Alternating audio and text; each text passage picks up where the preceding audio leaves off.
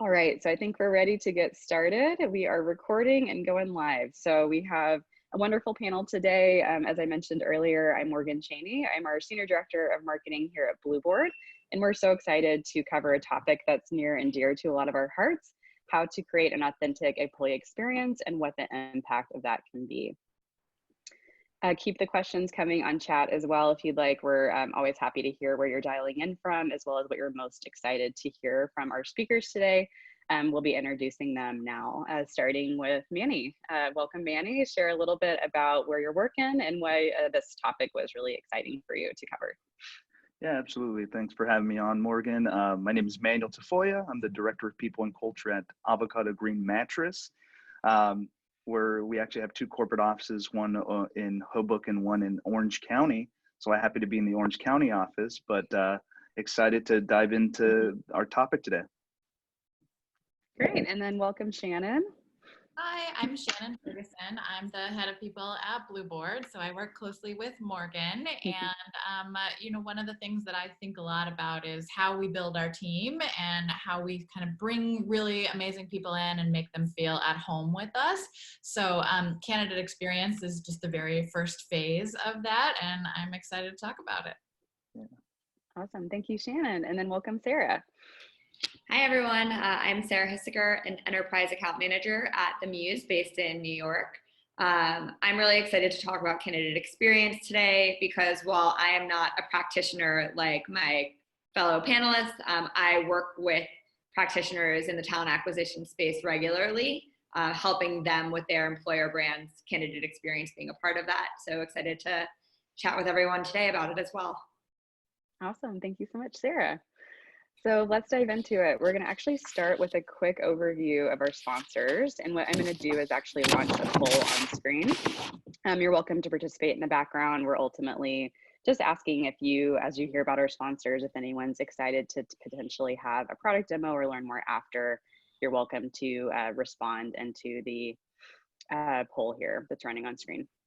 So first, starting with Blueboard, where Shannon and I hail from. If you are not familiar with Blueboard yet, we are a recognition and rewards platform that's powered by hand-curated experiences. And what that means is for candidates or actually new hires and all of those above that go above and beyond, maybe for hitting an anniversary milestone, for living your company values, or recruiting other great candidates into the company via the form of referral incentives. Instead of cash or gift cards, you're able to let them choose from a menu of hand-curated bucket list experiences.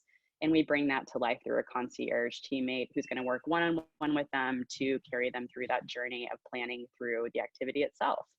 So some of those experiences might be local activities like taking a glass blowing class, taking some much needed time to relax and unwind at the spa, or reconnecting with passions and hobbies that you've maybe missed out on, like guitar lessons, pottery classes, etc. And then at the higher end, we also offer bucket list trips, taking the family to go shark diving in Mexico, for example, to chase the northern lights, or to fulfill a bucket list experience that you've always wanted to do. So ultimately, why we care about this topic at Blueboard, candidate experience is a really big part of our strategy, like Shannon mentioned, for our own employee journey. And of course, having amazing experiences like we're showing on screen are great tools for powering your employer brand, because that's all authentic and employee generated content as they come back and share more about their adventures. So that's a little bit about Blueboard. And again, if you're interested in learning more with our team, feel free to raise a hand on the poll on screen. I'm going to pass it over to Sarah, who's going to take us through a little bit about the Muse. Yeah, thanks. So the Muse is a platform meant to forge authentic connections between employer and candidates, and we do so by providing insights into companies' cultures, workplaces, and values through profiles, which you can see on the screen a little bit of a sneak peek of what that might look like. We're telling an authentic story about what it's really like to work at the companies on our platform through the stories of employees, because we know that when a candidate is looking into a company, it's an employee's perspective that they really want to know and understand about. Through this, we're going to be helping companies to attract and hire the right fit talent for their team with custom content that can be utilized pre-application during the candidate journey. And I know someone had asked about how candidate experience plays into internal existing employees as well. It can be utilized during onboarding as well. We also empower employees to share what they love most about their company and their job, so that candidates can do research based on validated employee stories. So that's kind of one of the ways that our platform is utilized, and there are many different ways that this content, and I'll speak about this more a little bit later on in today's webinar, but many different ways that we can utilize the content to help throughout the candidate experience. Great. Thank you so much, Sarah. All right, let's see, we're gonna jump forward. Trying to get some things off our screen, here we go. All right, so what are we ultimately gonna cover today? What's our agenda looking like? We just went through our welcome and intros. Thanks again for all of our amazing speakers who are spending their time with us today. We'll next talk through how an authentic candidate experience can impact your hiring goals. Why do we ultimately care about this topic today? What are some insights that you can take back to your own team when thinking about prioritizing candidate experience? From there, we'll talk through how to craft a candidate experience that's truly an authentic reflection of your company culture, one that feels personalized to you and helps you be differentiated amongst all the other companies they might be interviewing with. And then lastly, some tools that can help you deliver personalization at scale and in general, just streamline your efforts. And as we have time at the end, we'll be looking at more time for added questions along the way. Feel free to keep those coming over the chat box specifically. And you'll also probably see your name pop up because we got so many, I think over 100 or so questions coming in from our registrations. We've also handpicked some of those, and we'll be displaying those throughout the content as well. Other just quick housekeeping items, our lines will be muted. If you do have questions, feel free to turn to the chat for that. It's a great way for our panelists and our team, Kayla and myself, running behind the scenes to answer you directly. That'll also help stir up our conversation as we go into some of our Q&A discussion. And if you do have to drop off early, we'll be recording the session and we'll be sharing a recap and the video link on our blog next week. Anyone who's registered for the event today will receive that coming Monday or Tuesday. So we'll jump into it. Our first section is, again, how an authentic candidate experience can impact your hiring goals. So ultimately, why are we here today? Why do we want to invest in candidate experience?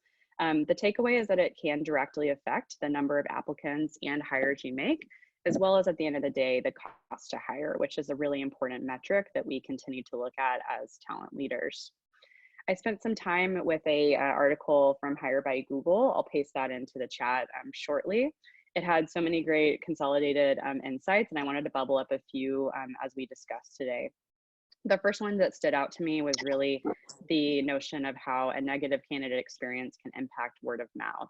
72% of job seekers who haven't had a good experience, Google found, will actually go on to leave a review on sites like Glassdoor or other online review sites.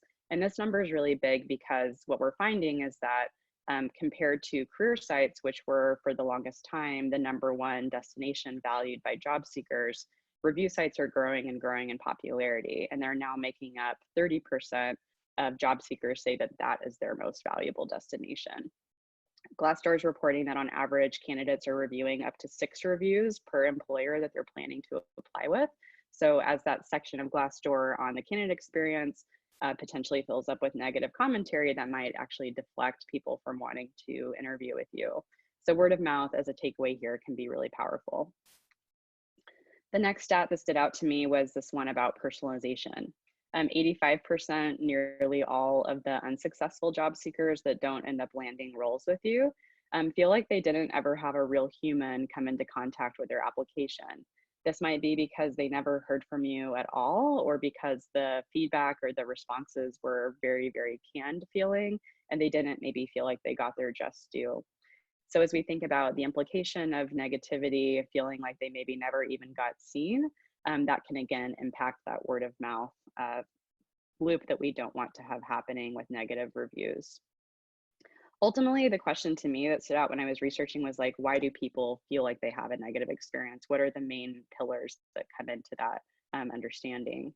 So one of the things from the Google survey was that they did actually interview or kind of review a lot of job seekers. They ran this study over last year. And in general, most people are satisfied with their job experience, which is great, about 63%. The ones that haven't had a positive experience, which are in that kind of neutral or disagree, the main issue is two things: lack of information. So again, there's not that feedback loop. They're not talking to a real human. They don't feel like they're getting responded to. And then ultimately that the candidate process was just too lengthy. It might have been that there was too much space, few and far between the interviews, or the interviews themselves were taking too long to move forward through the process. But there is light at the end of the tunnel. This last stat is the positive implication of what happens when you have a positive experience. In this case, it really comes down to the hire or offer acceptance rates. And IBM ran a study included also in the Google consolidated blog post that applicants who had a positive candidate experience were 38% more likely to accept their job offer.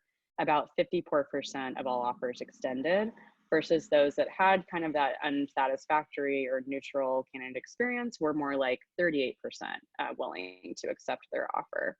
So the net here is that with regards to hiring metrics, the negative experience can unfortunately impact your reputation and come into play whenever people are starting their search and looking at review sites. But those who have a positive experience are more likely to accept their offers. I wanted to jump into one more section too that isn't related to hiring goals, but really interestingly, as HR leaders are more and more so speaking to business insights, having a seat in the boardroom or at the C-level table, trying to become stronger masters of the overall business's impact and company OKRs.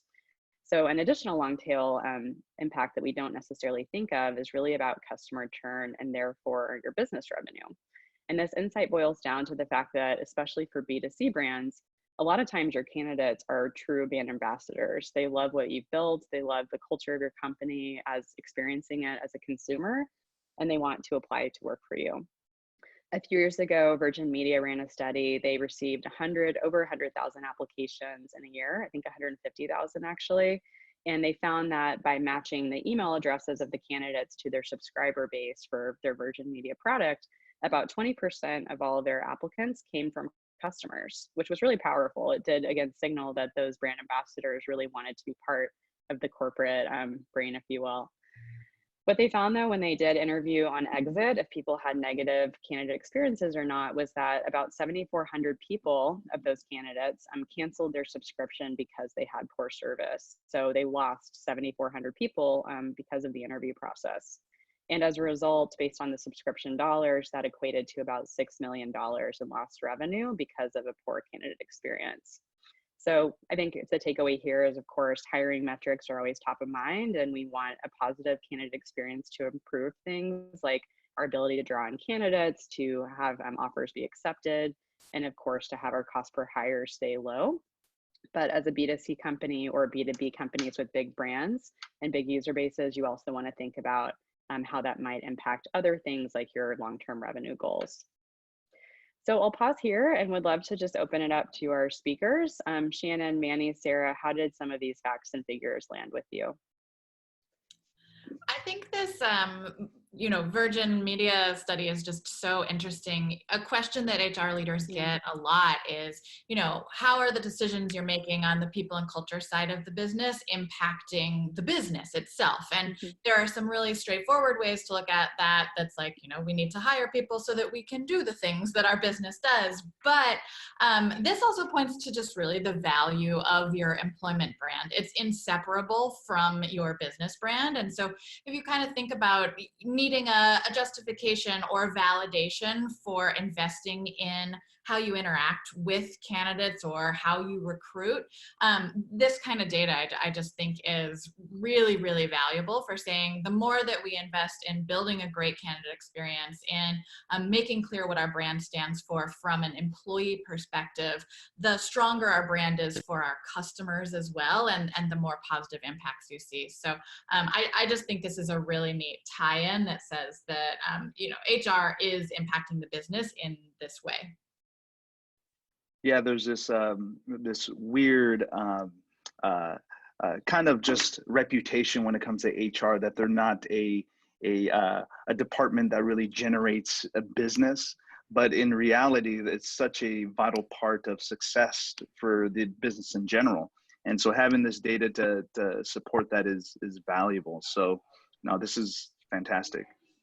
And I would just add to these points as well, that a lot of times when I'm working with practitioners and making recommendations to them on how to showcase their employer brand, beyond their native career site, a lot of times what I hear from them is, we can't post something on Instagram or Facebook because marketing owns that channel.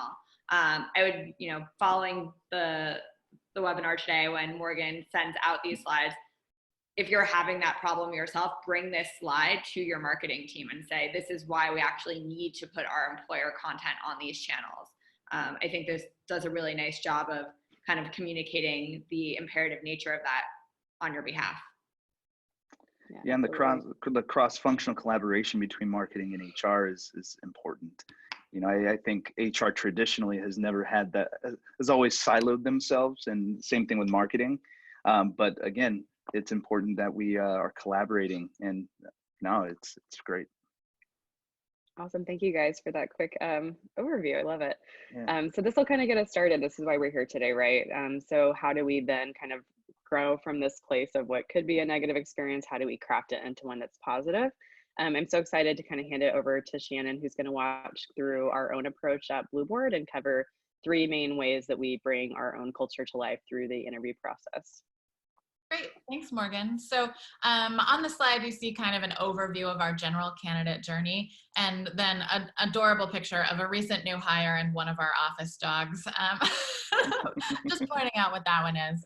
I think, one of the key things that is really important to me as I craft an experience here is that the candidate experience actually really begins at the first point of contact with a potential recruit. So that's when you're at a conference talking to someone who might be interested in your company, or it's when they visit your site and they're trying to find out about Blueboard and understand, who you are and what you're about. We're really committed to building a culturally rich team that welcomes people from all backgrounds. And I think, lots of companies feel this way. We want to figure out how can we swing the door open as wide as possible and invite everybody in.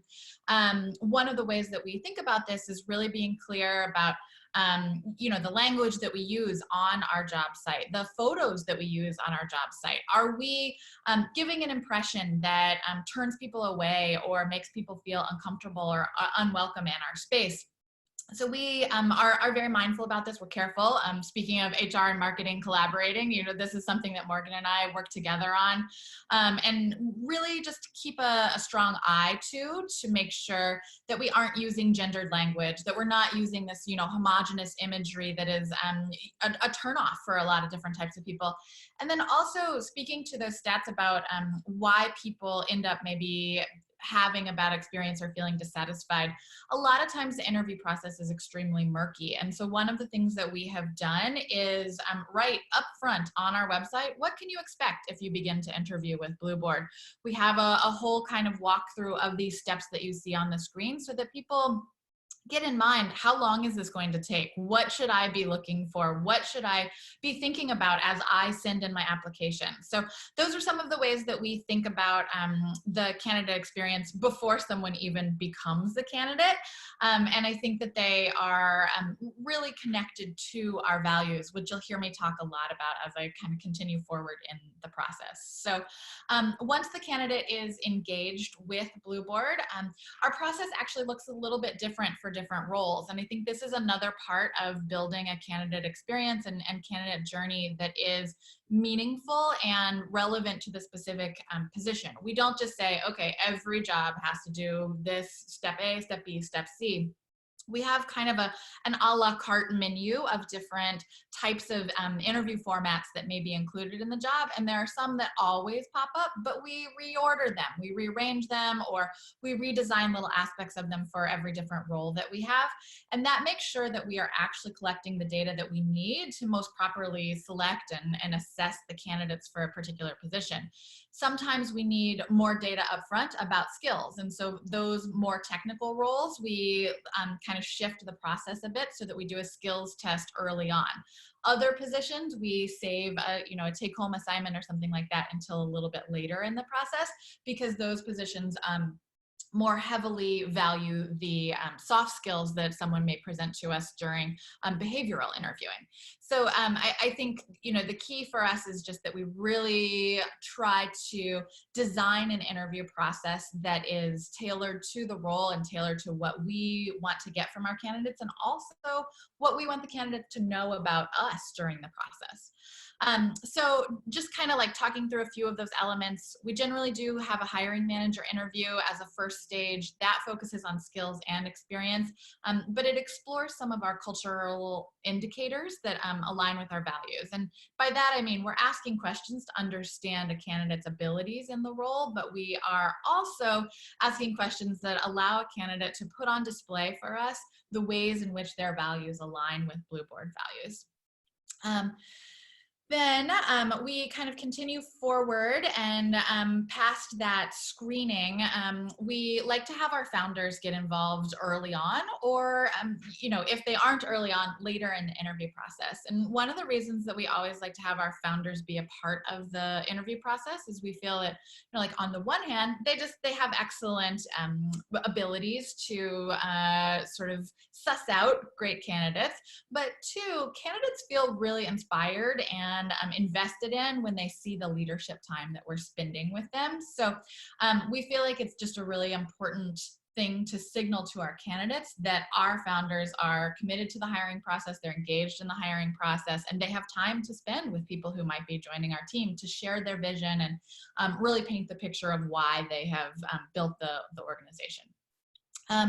Then after candidates sort of go through these screens, I did mention we have some take-home assignments, and that for us often really gives us insight into how a candidate will behave as an employee. We want to see how they think or how they express their ideas, also how they write. Writing is such an important part of the workplace now. And I think we always really struggle to think about what is the balance of how much time we're asking of a candidate on a take-home exercise and what information are we really getting. We want to make sure that we're not asking too much of our candidates while also gathering data and insights from our candidates that allow us to make a really good selection. We have, you know, just speaking about a learning experience, we've gotten feedback in the past. This is a lot of work. I'm not going to have time to do it. Or, you know, we've gotten candidates who are receiving the take-home assignment and saying like, wow, this is, you know, a big ask. And we explore that and we've learned from that. We want to make sure that the reaction from a candidate isn't like a turnoff in the process. And so then we do some redesigning and rejiggering to make sure that those take-home assignments are more realistic. Because sometimes, you know, you're thinking something and then you build a take-home that is more challenging than you expected it to be. So we do take in that feedback, and then we try to set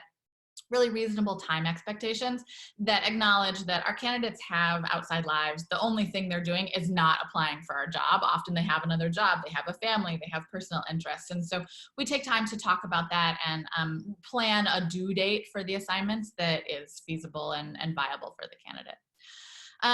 So then finally, you know, on this list, the last thing I'll talk about is our culture interviews. So we have every one of our candidates go through culture interviews, and those are interviews that have a specific set of questions and a specific focus that is aligned with our culture. I'll talk a little bit more about that on the next slide.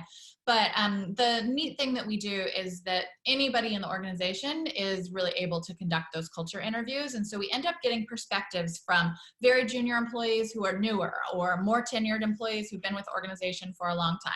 Sometimes a founder leads one of the culture interviews. And so you kind of have this wild card in your session that's like, oh, this person can bring all this new perspective and insight to the role. And so we just really like to make sure that the experience that the candidate has with us while they're talking to us about our values gives them also insight into the organization from other angles. It's not just like, oh, this is your hiring manager, the only person you're talking to throughout the process. Finally, last thing on this slide is that we also try to make our on-site experience feel really welcoming, and we design extra time. We sort of bake in these buffers and cushions throughout the day to have a snack break or a more casual lunch, or even just go for a walk and have a coffee with the candidate. And we'll have somebody who either like might work on that team, or maybe it's me, or maybe it's someone else. But we don't try to do like back to back to back to back. Okay, bye. It was nice talking to you. We do try to have that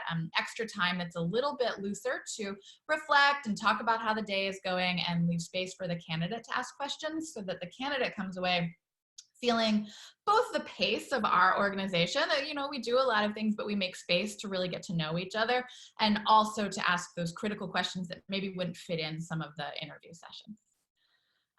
If we can advance to the next slide, Morgan. Thanks. So speaking about the cultural questions that we use, there's a few of our questions up here that we sort of rely on throughout those culture interviews. But I think, you know, the key thing is that our questions are linked to our specific values. So our values at Blueboard are build meaningful relationships, set ourselves up for success, dance a little different, and get shit done.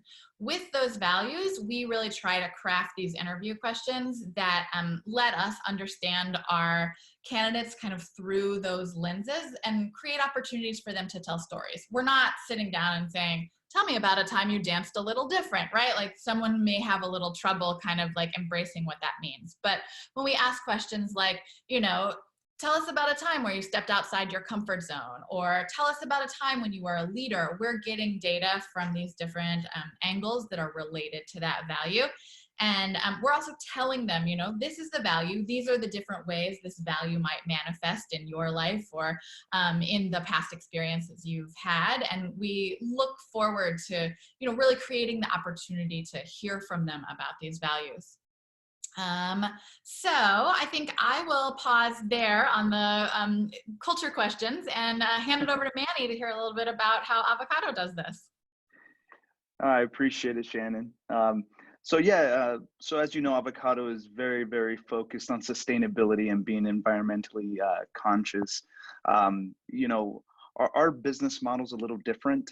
So, which again, I do believe that culturally we can still find good fits and find candidates who really align with our values.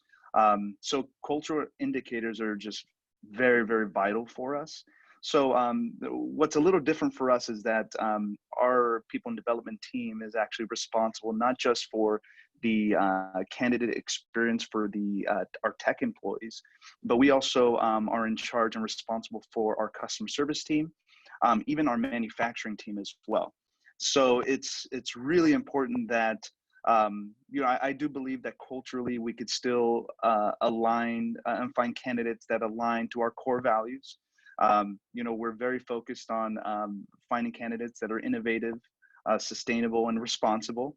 And so for us, we can still have an approach that attracts candidates that align with them. So, you know, cultural indicators, I would say, is primarily what our main focus on, and cross collaboration. I think collaborating with our founders, collaborating with different departments. We actually have about 5 locations that we work with. And thankfully, a few of them are in Southern California, so I could just drive, you know, an hour or two to visit one of the locations. But collaboration is everything for us as well. So how do we apply a very positive candidate experience with some of the hurdles and obstacles that we have of maybe having separate locations, or you have founders that are, you know, we have partners that are nationwide. How do we find the time to fit in their schedule to at least have that opportunity to introduce themselves to the candidate? So collaboration to us is important. We even have some backup plans as well that really work with it. But again, I think Shannon's right on point. A lot of you know, her focus on culture indicators and her favorite culture questions align very closely to Avocado's. But again, I think ours differs a little bit because we are looking for someone that is environmentally conscious as well. Annie, Cool. do you have any favorite questions that you like to ask, similar to some that Shannon shared, that you like to, that are really just great at digging out, you know, that culture add or culture fit? Honestly, I think I don't have any specific questions that I like. I always try to approach the interviews, and Shannon has the same approach, is just very down to earth, very transparent and honest. I think ultimately what we're trying to find out is who the person is, and do they align with what we're trying to build for the future. And we'll get into some of the growth stages of where Avocado was previously, but really keeping that in mind is important. But I've had some crazy questions like, somebody comes in with a coffee cup of their favorite pour over coffee, and I ask them, well, where'd you get that from? I love pour overs, and more than anything, I'm just trying to relate to them and trying to get to know them and see if it is a good fit for what we're trying to build for the future. Totally. I'll comment on that too. As a hiring manager, we always bake in the first 15 minutes or just, time for them to arrive and do a quick office tour and just walk around a bit, like Shannon said. Lately, I've actually had 2 people come in and interview on Fridays, and we do a Friday breakfast club in San Diego, which is super fun. So it's great just to show these are real people hanging out. It's not intimidating. Don't worry. They can maybe even grab a bite before their interviews start. But I like having that time just to make them feel like a human and kind of to shake off any nerves, and we'll chit chat about their weekend or any questions they have. But I think to your point, the humanity and just this is okay. It's not going to be scary is important. And I always try to make that time into for the candidates going through. Great. All right, thank you. And one more, I think, from Shannon that we'll go through just on warm welcomes. Yeah, so about the part of the process where, the candidate has decided to join the team. We're thrilled to have them, and we just really want to roll out the welcome wagon with flags a-waving, So as soon as internally we get the offer letter signed, we send out a notice on Slack to the hiring team and then also the team at large. The hiring team is encouraged to actually call the candidate. In this day where people don't always, talk on the phone so much anymore, I think it really feels so special and sort of surprising for our candidates to get calls from our founders, from the people who interviewed them saying, congratulations, we're so excited you're joining. We can't wait to start working with you in a few weeks. Those calls and texts, even for me, when I got my offer and signed the letter, they were just this special gift that felt really personal and kind of magical. And so that was something that we do every time. And then the rest of the team at large sends generally LinkedIn messages, or they'll send emails, a little less invasive since they're strangers, but those messages too are just really great. It feels like you're building this network and this community before you even begin. So it just shows the enthusiasm and excitement and also the sense of community spirit at Blueboard. Then, we launch a series of messages that are intended to relieve anxieties, answer questions, and also handle logistics prior to the employee starting. Sometimes there's a gap of, anywhere from a week to maybe a month before someone actually comes in for their first day. And you want to make sure that you're maintaining that link during that time and letting them know, we're thinking about you, sometimes we can say hey, we've planned out the schedule, here it is, or we're planning this trip and we want to make sure to include you, or we're ordering these new things. Can we get your t-shirt size in advance? It just says, you're on our minds, candidate, and we are really excited that you have made this commitment to our company, and we want to show you how much that means to us.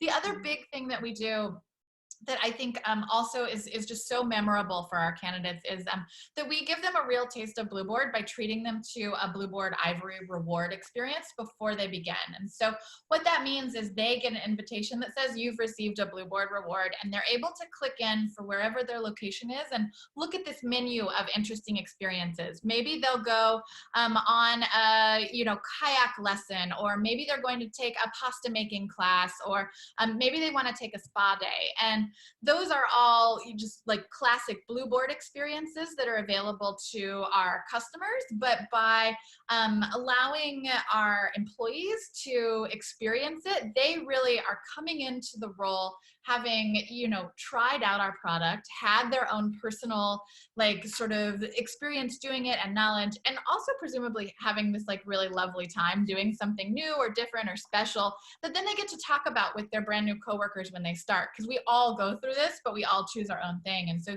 you get to demonstrate something about yourself by the choice that you make, but you also do something that like feels cool and different and unique and interesting, that gives you insights that you can share during your first week. So you come in having something to talk about with the team. So putting our new employees in the POV of being a recipient of a Blueboard reward is just something really cool that we've added to our process, and we love to do it and think it works out great for us. You know, there's this quote I love. It's the surprise about our experiences is that they mostly are forgettable, but occasionally remarkable. And it's this book, The Power of Moments. It's written by Chip Heath, and I love that book. It's something I recommend to my entire team. But I do believe that it is important that we leave that very, very warm welcome. And I do believe that it's an opportunity to leave a very lasting impression upon all our new hires. So we're really intentional about welcoming every one of our employees. One of the things we do here at Avocado Green Brands is we actually have this, it's like a welcome box. And in this welcome box, and again, our company is a little unique because we are a mattress bedding company that again has a we are in the tech industry, but we're also in the manufacturing side. So what we do is to try to align both industries together is we have these welcome boxes. They actually, in those welcome boxes, you obviously get, you know, welcome to the team, a real nice letter from the founder, but also it comes with some of the materials of what our mattresses are made with. So you get some of the latex, you get some of the cotton, you get some of the wool, and it's a really cool hands-on experience. And again, whether you're hired in a manufacturing facility or you're hired in our Silicon Valley location, you're going to have the same experience, and aligning them together is important to us. So from that welcome box, we try to leave that real positive impression, but that's only the start. We have this full onboarding that's really stellar and really just trying to create a moment that again lasts for a long time. But the welcome box and that letter from the founder seems to be something that we've had some really positive feedback on, and it's been working so far. Yeah, I love meaning that you also just have that hands-on experience, right? To understand really what the product is, and the craft that you put into the materials that go into your product is also really special too. There's been a few people asking the name of the book and the quote. So if you do have a moment to post those into chat, that would be great. Absolutely. Wonderful. Shannon and Manny, thank you so much for walking through these. Sarah has a few items she's going to share too, just about how the Muse kind of helps bring this to life for employers. Yeah, definitely. And I will say, while I'm talking a little bit more about how the Muse helps companies with candidate experience, or if you're not partnered with the Muse, how you might want to consider upgrading your candidate experience through similar resources. Hearing from Shannon and Manny, we here at the Muse definitely are aligned with them on kind of what these candidate experiences should look like. But when we're thinking about helping our partners with their candidate experiences here at the Muse, we're thinking about how it relates more overarchingly to your company's employer brand and recruitment marketing, because they really all are super interconnected. So when you think about every candidate who's interacting with your brand in some way, whether it's on your career site, on social media, on a job board, you know, each of these people is a potential employee. So it's extremely important that at every stage, you're reflecting your culture and your values in a way that you would want an employee to recognize them. So with company profiles on the Muse, employers get all of this in a one-stop shop. We're sharing who you are as a company, what you stand for as an organization, and why someone might consider joining your team. We use employee stories to help bring that to life. But the other piece is that we've created all of this content, right? And content we know is a really impactful way of telling stories. So we also want to empower our partners to share this externally. And we're not where to start other than a website or a careers page. The Muse has embeddable capabilities through our video offerings to let our partners actually take something we've created together and share it on another platform like your career site.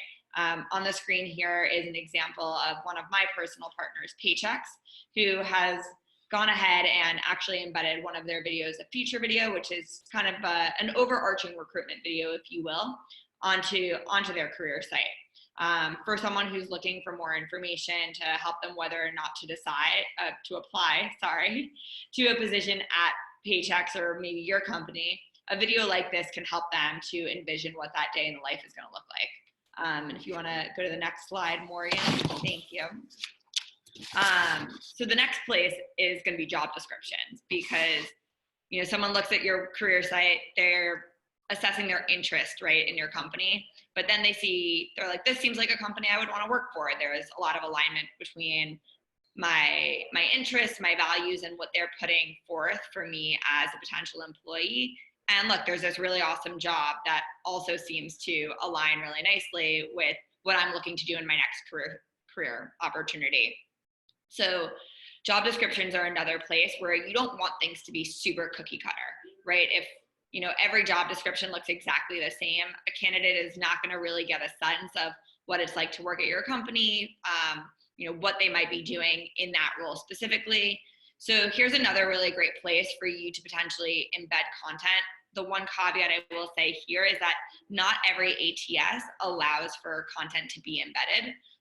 So when that's not the case, there are other ways to enhance your candidate experience through job postings.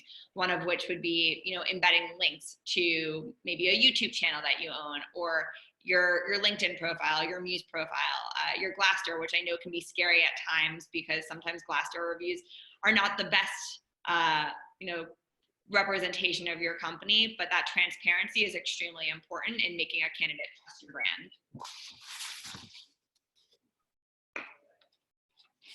And then the last piece I wanted to talk about was social media. Social media, again, as I mentioned at the top when we were talking about that interweaving of consumer and employer brands, is so important to putting your best foot forth. We know that candidates across the board are utilizing social media in their research phase, and according to one of JobBite's studies, 35% of survey respondents said they actually learn about job openings on social media. So if you think about how impactful that is, a third of all job seekers, and for young, first 5 to 10 years of their career, that is even a bit more pronounced at 41% of survey respondents. Social media is the future of job search. So, whether or not you have content specific to your brand or just resources you want to share with potential employee or potential candidates on social media, this is another great place where you can think about places like the Muse or other resources that you have in your Rolodex. Awesome. All right, Sarah, thanks so much for sharing that.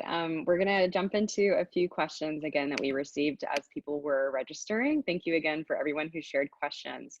And we've handpicked about 5 to 10 or so that you'll see floating around through the next round of content. So the first one's really all about connection, and it came from Amber at Fox Rehabilitation. She's curious, and actually this was great because a lot of people were chatting about this too. Obviously not every candidate who applies is going to be the winner. How do you turn them down while still keeping that positive experience flowing and turning it into a more positive moment, or at least a nicer moment for them? I know, Manny, you had some thoughts here, so I'll let you kick it off.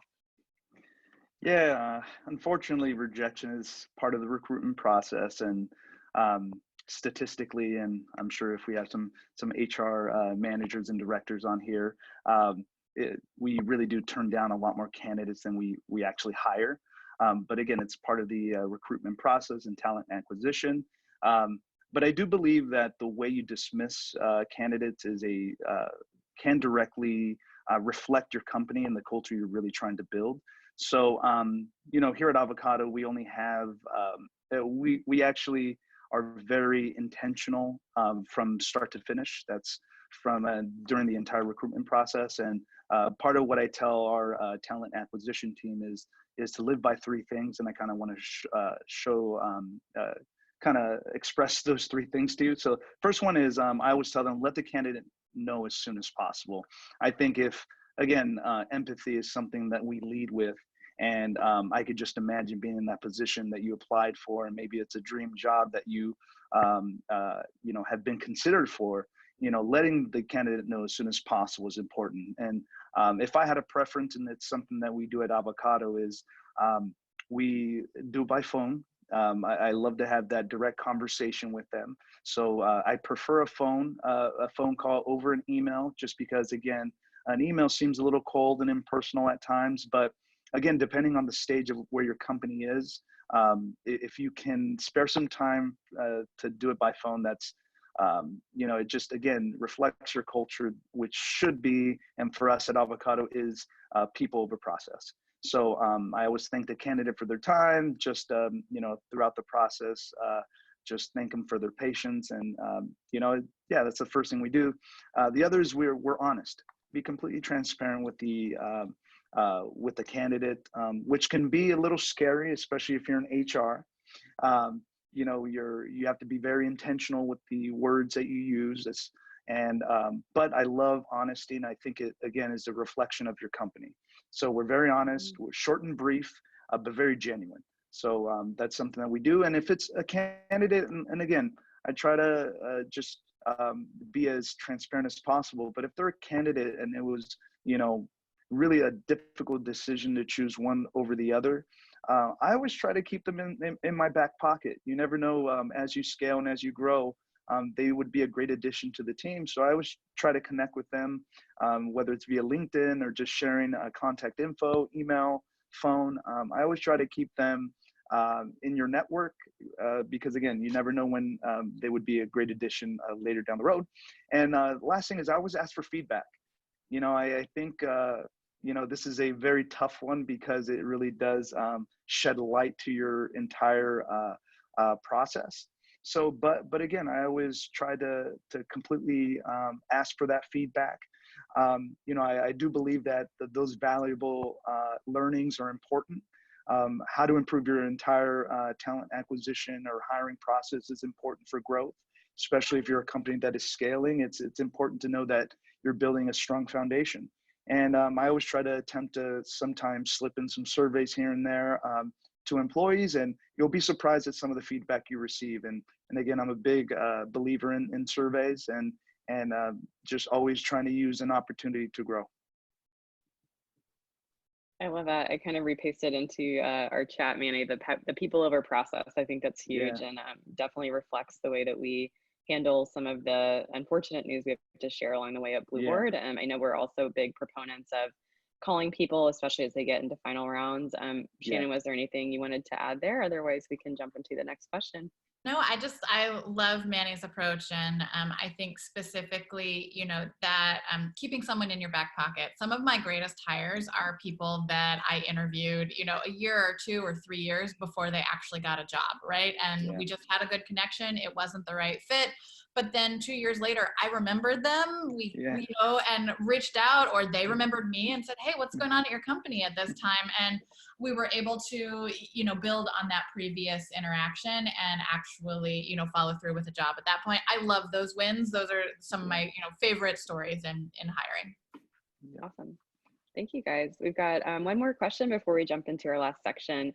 This has come up a little bit as well in the chat. So great question from Carrie. This is all about kind of balancing the candidate process, keeping it smooth when there's a lot of multiple departments or opinions and things like that involved. So Shannon, I think you were going to lead off on this one. How do we kind of keep things streamlined when there's a lot of cooks in the kitchen at Blueboard? Absolutely. And I'll try to be a little quick here. I know we're running a little short on time and we've got a lot more good stuff. So on this one, there are a few things. Number one is if you are an earlier stage company and you're not using an ATS yet, moving from spreadsheets to an ATS is just game changer territory. It allows your team to have a lot more insight and visibility into the stages that your candidate's at, who's responsible for what, who had a previous conversation. So I generally think that that is one of the highest leverage ways to keep things moving along and keep them smooth. Sort of outside of that, I think, you know, you need to identify roles up front. And we do this. I mentioned that every interview process can look a little bit different. That means that sometimes we identify different roles. Sometimes the hiring manager is really the point person the whole way and is owning the candidate's experience. And everybody else is sort of auxiliary to that. Other times there is an HR person or, you know, a recruiter who is taking that role. And so we just make sure to carefully say that explicitly and say, like, at each stage, who is doing what and who is responsible for the communication with the candidate. Frequently, you know, we're a fairly small company still. That does fall to HR, but I think you just have to be clear with your team about who's owning what and not let the communication drop with the candidate. So plan it in advance and then take responsibility and accountability for those roles. And then the final thing that I think is just absolutely clutch is that when you are an organization who has multiple different sites, you can't always have the same person be responsible for an on-site interview if the candidate might be in a different place than their HR hiring person or whatever. So I always make sure there's a point person for an on-site interview. And what that means is that person is a greeter when they arrive. They give the tour. They're the one who makes sure that the person knows where the bathroom is and provides water and snacks throughout the day. They, you know, check in, knock on the door and say like, oh, we're a little over time. Like it's time to keep things moving. If you're having a blend of video interviews and in-person interviews, but they're all happening on site, you know, they make sure that those video interviews get dialed in. They just have full visibility to keep the candidate moving smoothly throughout the day. And the candidate feels like, okay, like I know my one person to talk to. I've just met 7 people. I have 7 new names, but like I know that Melanie will be helping me. And so the way that I sort of tee that up is just the day before the interview, I introduce the 2 of them. I give, with, of course, my employee's permission, the employee's phone number as well, so that the candidate can text them. And then if anything comes up throughout the day, even if they're not, you know, like an invisible sight distance or whatever, the candidate knows exactly who to go to ensure that they're not sitting in a room by themselves being like, was someone supposed to come talk to me? So everybody's had that experience, and we try to make sure that, you know, that doesn't happen at Blueboard by doing this. Absolutely. Thank you guys so much. Jumping ahead, we're going to have a few more minutes just to talk about tools. Manny, I'm excited to have you kind of walk through your experience, especially paired with this amazing visual. Walk us through the transition you're making and how you're looking to address some inefficiencies at Avocado. Yeah, and I'm sure all of us can relate whenever you're in. The thing with Avocado is that you know, they were in the midst of this hyper growth stage without actually realizing it, and we relied on Google Sheets for really everything. That was you know, our talent acquisition, our candidates tracking. So we relied on Google Sheets, and we literally went from 5 employees to 275 employees in just a few years. And you know, as you grow, all you're doing is just trying to stay above water. Without realizing that, you know, we had to and we needed to address these inefficiencies. So we're in the midst of a transition even now to add additional modules to UltiPro, but I'm sure a lot of us can relate and look at this spreadsheet and say, that looks wild and crazy, but I think we've all been there before. Great, awesome. Anything else you want to share here, or any other comments just from the group about how you've also addressed some of those inefficiencies through new tools or technology? Okay, we can keep it moving then. All right, Manny, thank you. And I'm excited to have this crazy spreadsheet go away in your life. I know, just speaking to our own, we brought on a new ATS through Shannon's help and guidance, of course, a few months ago. And I've had gosh, 4 people get hired since just the maybe 8 months that Shannon's been with us, and having that to streamline the templates and the flow and the pipeline has been tremendous. So you'll look forward to it, I'm sure. Absolutely. Awesome. Sarah, take us away. Talk to us about a few ways that the Muse supports clients as well for the personalization and the additional streamlining. Yeah, definitely. So when a candidate converts to an applicant, it's really important for clear and consistent communication to be even more at the forefront at how your company is handling its candidate experience. But unfortunately, what we know is that it's actually not that uncommon for candidates to apply for a job and then essentially never hear from that company again, which can be really frustrating. Again, going back to consumers as candidates, like you're losing that consumer. And it can take a lot of time and effort to then, you know, find someone else who maybe was a good fit for you. So something as simple as an automated thank you for applying email, I know many ATSs support this functionality, can go a really long way. And since some recruiters just can't realistically write back to every candidate personally, the auto reply is even more important than ever. And if there are ways to customize that in a way that will keep that candidate or applicant, I should say at that point, hooked on your brand, that's a really great win for you. The Muse, again, offers some functionality to embed our content directly. So for our partners, we can support you by embedding relevant employee content. So for example, if someone were to apply for a software engineering role and you were to have a software engineer featured on your page, we would embed that video. Versus if a sales executive were to apply and you had maybe not quite a sales executive, but the director of the sales organization featured on your Muse profile, we would be able to know that that person was applying within the sales organization and include or incorporate that sales video. So again, this is something that you can do with the Muse. It's also something that if your ATS supports it, you can look to do potentially on your own as well if you have the functionality to create video. Mm-hmm. Yeah, I love the additional just imagery and personalization that this offers, right? It's like getting to know people a little bit more deeply, getting them a little bit more excited and learning along the way instead of just getting the standard email. So thank you, Sarah, for sharing that.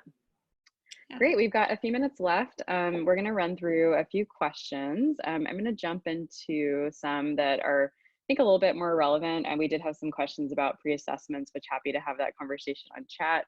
I wanted to direct the DE&I one to Manny, because this is also coming up on chat too, as we're thinking about culture-driven questions and things like that. Related to diversity, equity, and inclusion, what type of language are we wanting to use in feedback forms and discussion with the hiring team? How do we make sure that we're not bringing bias to the table? And this question comes from Alicia at Food 52. Oh yeah, absolutely. It's something that, again, I know that I had mentioned that we have a lot of cross collaboration between departments, and even for us, it's really industries. So having that DEI terms and language is important to us. And here at Avocado, we have a few things that we always keep in mind in terms that we consistently use as a team. And one of them is cultural responsiveness. We want to make sure it's just a part of who we are, part of our values.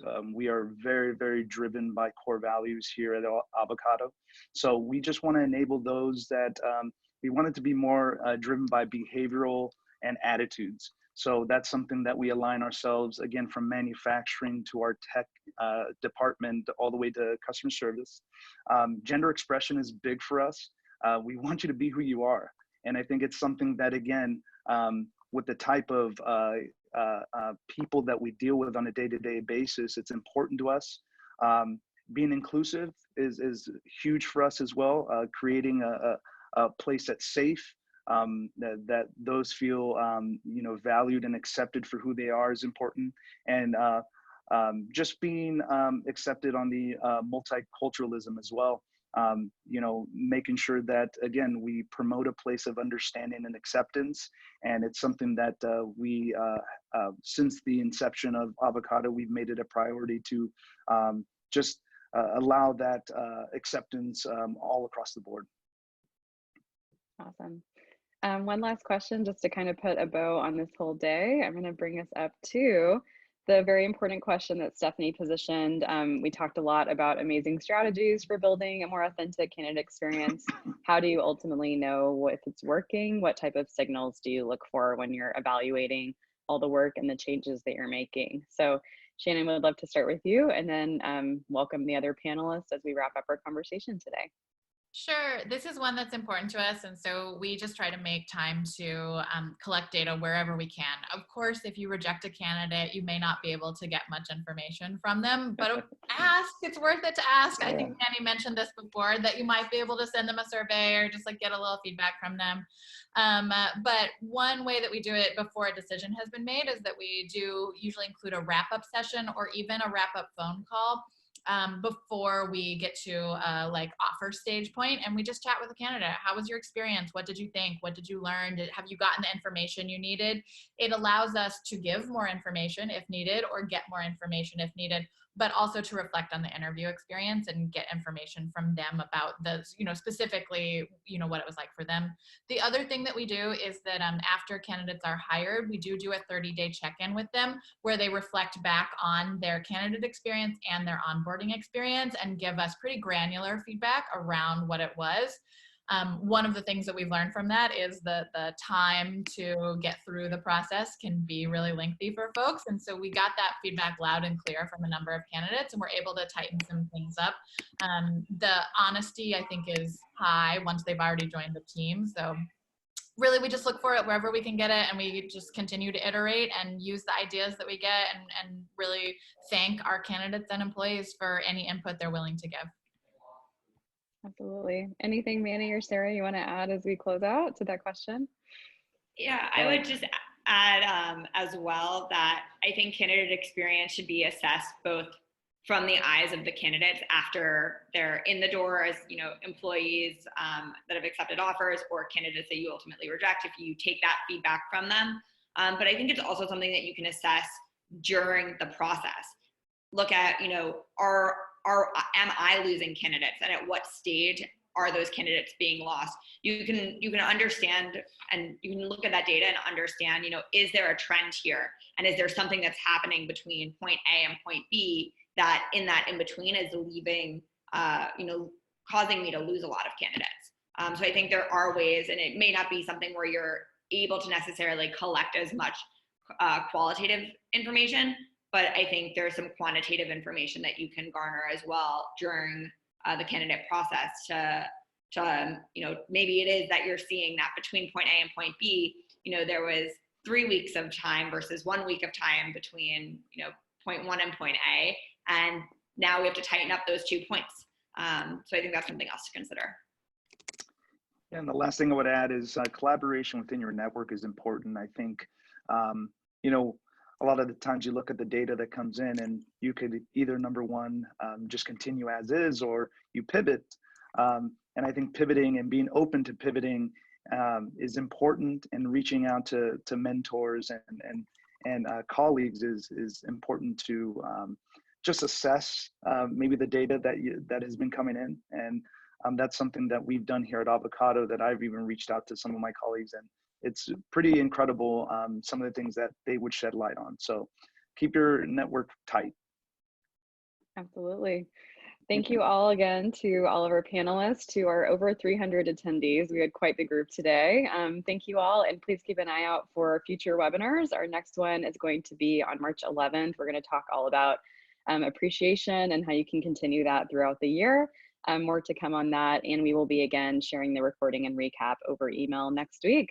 Thanks everyone. Have an amazing rest of your day.